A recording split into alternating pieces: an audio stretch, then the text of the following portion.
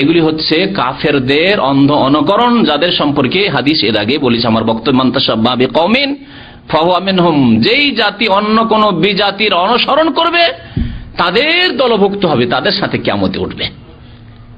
বেনামাজি যেমন কারণ, হামান আর ফেরাউন উবাই বিন খালাফের সাথে উঠবে, কেউ যদি এইসব আচার অনুষ্ঠান করে তাহলে তাদের সাথে উঠবে। কেউ কি পছন্দ করেন যে আপনি রবীন্দ্রনাথ ঠাকুরের সাথে উঠবেন, আপনি বঙ্কিম চ্যাটার্জির সাথে উঠবেন? এসব পছন্দ করেন? হাইরে মুসলিম, যদি তাই পছন্দ করেন তো আপনার ব্যাপার। জন্মবার্ষিকী শুরু হলো কখন?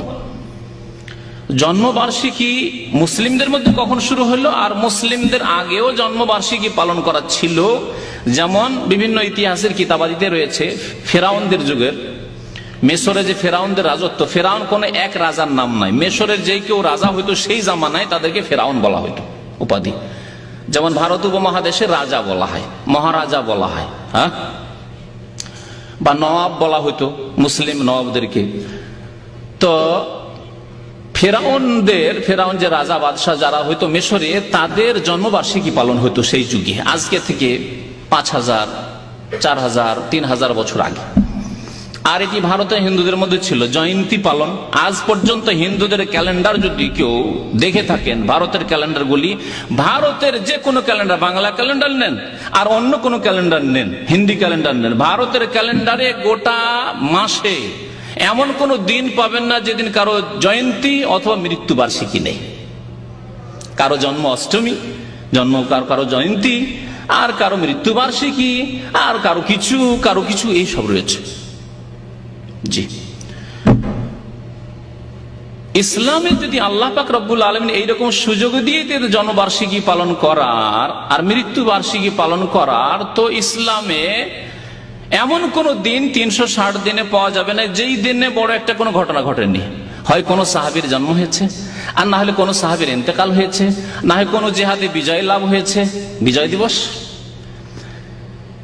স্বাধীনতা দিবস, আর অন্য কোন দিবস, এই নামে পালন করতে করতে দেখা যেত যে সারা বছর মুসলিমদেরকে এইসবই পালন করতে হইতো। তাই আল্লাহ পাক রব্বুল আলামিন ওই রাস্তাই বন্ধ করে দিয়েছেন। না ইসলামে জন্মবার্ষিকী পালন করা রয়েছে, না মৃত্যুবার্ষিকী পালন করা রয়েছে, না বিজয় দিবস পালন করা রয়েছে। বিজয় দিবস থাকলে মক্কা বিজয় দিবস আসতো, খয়বর বিজয় দিবস আসতো, তায়েফ বিজয় দিবস আসতো, হুনাইনের যুদ্ধের বিজয় দিবস আসতো, আসতো না? বদর দিবস আসতো, ওহদ দিবস আসতো, খন্দক দিবস আসতো। নবী সাল্লাল্লাহু আলাইহি জামানায় এতগুলি 19-এর বেশি যুদ্ধ নবী সাল্লাল্লাহু আলাইহি জামানায় হয়েছে। তারপরে সাহাবায়ে কেরামদের জামানায় কত যুদ্ধ হয়েছে, জিহাদ ফি সাবিলিল্লাহ হয়েছে। খোলাফায়ে রাশিদিনদের পরেও যুগ যুগ ধরে, উমাইয়ার যুগে, আব্বাসীদের যুগে জিহাদ ফি সাবিলিল্লাহ বহু হয়েছে। তাহলে বিজয় দিবসের শেষ আছে? তাই আল্লাহ পাক রব্বুল আলামিন এবং তার রাসূল এই রাস্তায় বন্ধ করে দিয়েছে, ইসলামী সব নেই। জন্মবার্ষিকী প্রাচীন যুগ থেকে কাফেরদের মধ্যে চলে আসছিল, তারপরে চলে আসে জন্মবার্ষিকী খ্রিস্টানদের মধ্যে, ফেরাউনদের থেকে আসে খ্রিস্টানদের মধ্যে। খ্রিস্টানরা শুরু করে ঈসা আলাইহিস সালামের জন্ম দিবস পালন করা 25শে ডিসেম্বরে, যেটিকে কি বলে তারা? ক্রিসমাস ডে বা বড়দিন বলে না, বড়দিন পালন করা। মিশরে খ্রিস্টান বাস করত, ইসলাম সেখানে পৌঁছে যাওয়ার পরে এবং ইসলামিক শাসন ব্যবস্থা হওয়ার পরে মিশরে খ্রিস্টানরা বাস করত। মুসলমানও ছিল, খ্রিস্টানরা পাশাপাশি শান্তির সাথে বসবাস করত।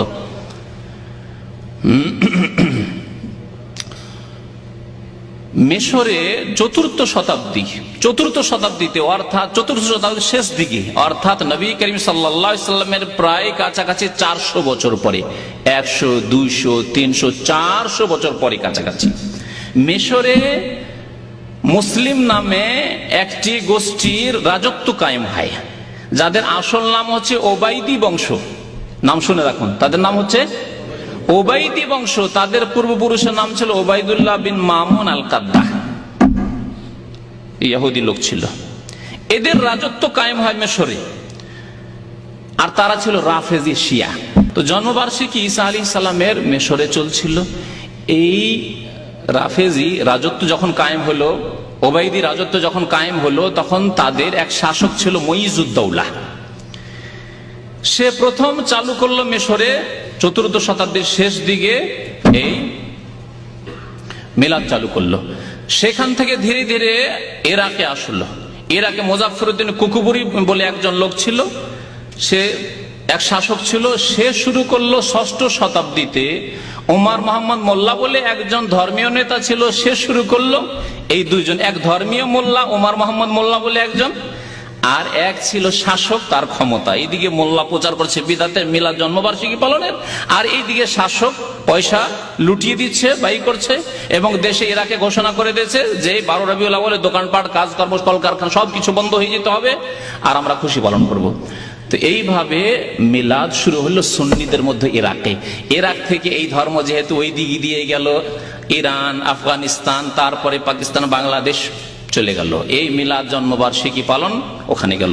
নবী করিম সাল্লাল্লাহু আলাইহি ওয়াসাল্লামের জন্মবার্ষিকী পালন দিয়ে শুরু হলো, আর তারপরে অনেকের জন্মবার্ষিকী পালন শুরু হলো। এই মিশরে যখন জন্মবার্ষিকী পালন করা শুরু হয় নবী করিম সাল্লাল্লাহু আলাইহি ওয়াসাল্লামের, তখন তার সাথে আরো কয়েকটি জন্মবার্ষিকী তারা পালন করা শুরু করেছিল। আলী রাদিয়াল্লাহু তাআলা, ফাতেমার, হাসানের, হোসেনের, নবী সাল্লাল্লাহু আলাইহি ওয়াসাল্লামের তো বললাম। এই 5-এ-55 বলে আমাদের দেশের কিতাব, বিদাতি কিতাব 5-এ-55 শুনেছেন না শোনেননি?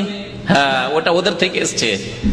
5-এ-55 5টি পবিত্র আত্মা, পবিত্র দেহ, আর কোন পবিত্র দেহ নাই। সাহাবায়ে আবু বকর গেলেন, উমর, ওসমান, আলী সব গেল, ওসব নেই। এই গুমরাহি এই শব্দের মধ্যে ঢুকা আছে। তো তান মানে দেহ, তো 5-এ-55 5টি দেহ তাদের কাছে পবিত্র দেহ আর নেই। এই জন্য আমাদের দেশের ক্যালেন্ডার গুলোতে কি লেখা থাকে? আল্লাহ, মোহাম্মদ, তারপরে আলী, ফাতেমা, তারপর হাসান, হোসেন। জি, এই শিরকি কথা। এবং এগুলি তাদের কাছে যেহেতু এলাহ, মাবুদ, এগুলির ইবাদত বন্দি করে, সুতরাং ক্যালেন্ডারে থাকা, বাড়িতে থাকা মানে বরকত রয়েছে, মাবুদ, 5 মাবুদের নাম লেখা আছে। জি, এইসব কুফরি শিরকি আকীদা লুকিয়ে আছে এইসব ক্যালেন্ডারেও। তো আসল বিষয়ের দিকে ফিরে আসছি। এই জন্মবার্ষিকী, অন্যান্য জন্মবার্ষিকীর বিদাত তখন শুরু হইল। আজকাল শুরু হয়েছে ইউরোপ, আমেরিকা থেকে নিয়ে আসা জন্মবার্ষিকী। নবী সাল্লাল্লাহু আলাইহি ওয়াসাল্লামের জন্মবার্ষিকীর বিদাত তো ছিলই ছিল, তার সাথে শুরু হইল ছেলের জন্মবার্ষিকী, মেয়ের জন্মবার্ষিকী, স্ত্রীর জন্মবার্ষিকী, নিজের জন্মবার্ষিকী, হ্যাঁ, তারপর বিবাহ দিবস, ভালোবাসা দিবস, সবগুলি বিদাত। কুল্লু মুহদাসাতিন বিদআত, আগে বলেছি ওয়াইয়াকুম মুহদাসাতিল উমুর, সাবধান নতুন নতুন কাজ থেকে। ফাইন্না কুল্লু মুহদাসাতিন বিদআত, প্রত্যেক নতুন কাজ বিদআত। আল্লাহর নবী সাল্লাল্লাহু আলাইহি ওয়াসাল্লাম জন্মবার্ষিকী যদি 600 বছর পরে শুরু হয় সুন্নিদের মধ্যে, আর রাফিজিদের মধ্যে যদি 400 বছর পরে শুরু হয়, তো সেটি ইসলাম কি? সেই ইসলামের কথা নবী সাল্লাল্লাহু আলাইহি ওয়াসাল্লাম বলেছেন। তাহলে দেখেন, 400 বছরেও যদি যারা শুরু করেছে, তখন 4 ইমাম, ইমাম আবু হানিফা রহমতুল্লাহ আলাইহি, ইমাম শাফি রহমতুল্লাহ আলাইহি, ইমাম মালিক রহমতুল্লাহ আলাইহি, ইমাম আহমদ বিন হাম্বল রহমতুল্লাহ আলাইহি, সবার ইন্তেকাল হয়ে গেছে। তারপর ইমাম বুখারী, মুসলিম, আবু দাউদ, তিরমিজি, নাসাই, ইবনে মাজাহ, সমস্ত কুতুবে সিত্তা, যে 86 আমাদের দেশে বলে 86 আইম্মায়ে কেরাম যারা মুহাদ্দিসিনে কেরাম, তাদেরও ইন্তেকাল হয়ে গেছে। তাহলে স্বর্ণযুগ, সাহাবায়ে কেরামের যুগ শেষ, তাবেঈনদের যুগ শেষ, তাবেঈনদের যুগ শেষ, তারপর আইম্মায়ে কেরাম, মুহাদ্দিসিনদের যুগ শেষ।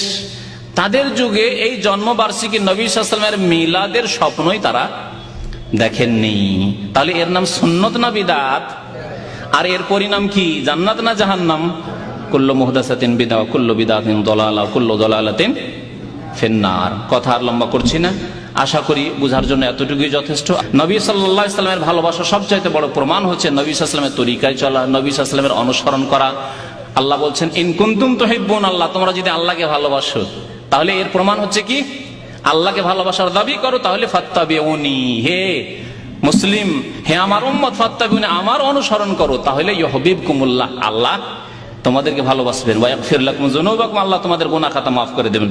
আর নবীর যদি অনুসরণ না করেন, নতুন নতুন কাজ করবেন, বলছেন নবীকে ভালোবাসি বলেই তো আমরা মিলাদ করছি।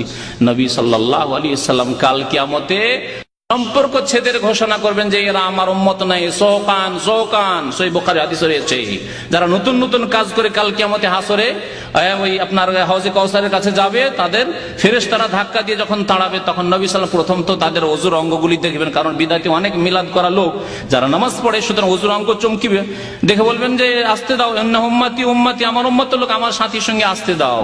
তখন ফেরেশতারা বলবে, ইন্নাকা লা তাদরি মা আহদাসু বাদাক, হে নবী আপনি জানেন না যে আপনার পরে এরা নতুন নতুন কি কাজ করেছে, আপনার তরিকার উপর ছিল না, এরা নতুন তরিকা আবিষ্কার করেছে। তখন নবী সাল্লাল্লাহু আলাইহি ওয়াসাল্লাম বলেন, সোকান সোকান, এরা দূরে হোক, দূরে হোক, দূর হয়ে যাক, দূর হয়ে যাক, বদদুয়া। আর আরেকটি অর্থ হচ্ছে যে দূরে তাড়িয়ে দাও, দূরে তাড়িয়ে, হে ফেরেশতারা এদেরকে দূরে ভাগিয়ে দাও, তাড়িয়ে দাও, তাড়িয়ে দাও। লেমান গাইয়ারা বাদে, আমার পরে যারা ধর্মকে পরিবর্তন করেছে, বিকৃত করেছে। আল্লাহ যেন আমাদেরকে সুমতি দান করেন। আল্লাহ আমাদেরকে কোরআন সুন্নাহ বুঝার এবং তার প্রতি আমল করার তৌফিক দান করেন, এবং আল্লাহ এবং রসুলের কথার প্রতি আমল করার তৌফিক দান করেন। আমাদেরকে দুনিয়াতে দিনের ক্ষেত্রে, যেমন দুনিয়ার ক্ষেত্রে বাছাই করার আল্লাহ আমাদেরকে তৌফিক দিয়েছেন, যেমন দিনের ক্ষেত্রে, ধর্মের ক্ষেত্রে আল্লাহ বাছাই করার তৌফিক দান করেন। দুনিয়ার ক্ষেত্রে আমরা বাছাই করতে পারি, এই কাজটা করলে লাভ আছে, এই কাজটা করলে লাভ নেই, এই ব্যবসা করলে লাভ আছে, এই ব্যবসা করলে লাভ নেই, খুব বুঝতে পারছেন। আল্লাহ যেন আমাদেরকে ধর্মীয় ক্ষেত্রে আরো বেশি বাছাই করার তৌফিক দান করেন। নবী সাল্লাল্লাহু আলাইহি ওয়াসাল্লামের সুন্নতকে প্রতিষ্ঠা করার জন্য তৌফিক দান করেন।